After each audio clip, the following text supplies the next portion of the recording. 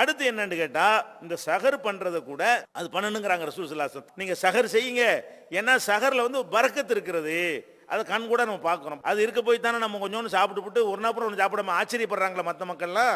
அந்த கொஞ்சம் சாப்பாடு நமக்கு என்ன செய்யறது, ஒரு நாள் பூரா நின்று நிலைநாட்டக்கூடிய தன்மையை தந்திருக்கா இல்லையா, அதில் ஒரு பரக்கத்திற்கு தான் செய்கிறது. அதனால இந்த சஹரை முடிஞ்ச அளவுக்கு என்ன செய்யணும், அதெல்லாம் திங்காம நோன்பு வைக்க முடியும் அப்படின்னு இருந்தால் சுண்ணத்துக்கு மாற்றுறது.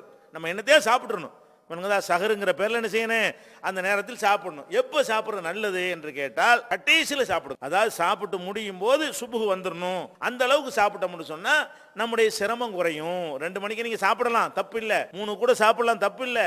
5 மணிக்கு சுபுகு வரும்போது ஏன் 3க்கு சாப்பிட்றீங்க, 4:30 சாப்பிடுங்களேன். அப்ப நபிகள் நாயகம் ஸல்லல்லாஹு அலைஹி வஸல்லம் காலத்தில் என்ன பண்ணுவாங்கன்னு கேட்டா, பள்ளிவாசல்ல 2 முஅத்தினாரை நியமிப்பாங்க.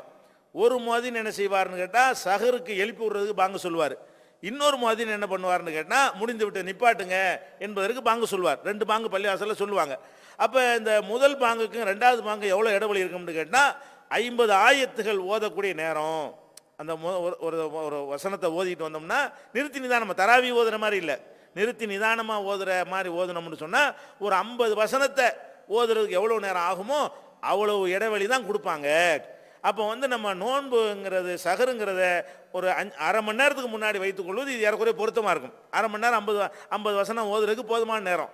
அப்போ சஹரு என்பது நீங்கள் டயத்தை பார்த்துக்கிறங்க. உங்களுக்கு அட்டை கொடுக்குறாங்க, எத்தனை மணிக்கு சஹர் முடிவு உண்டு, அதுக்கு ஒரு அரை மணி நேரத்துக்கு முன்னாடி என்ன செய்யுங்க, சாப்பிட்டீர்களே ஆனால் அது நமக்கு வந்து நோன்பை கடைசி வரைக்கும் தெம்பாக இருக்கிறதுக்கு உதவும். சுண்ணத்தை பேணிய ஒரு நன்மையும் கிடைக்கும் என்பதை கவனத்தில் வைத்துக்கொள்ள வேண்டும்.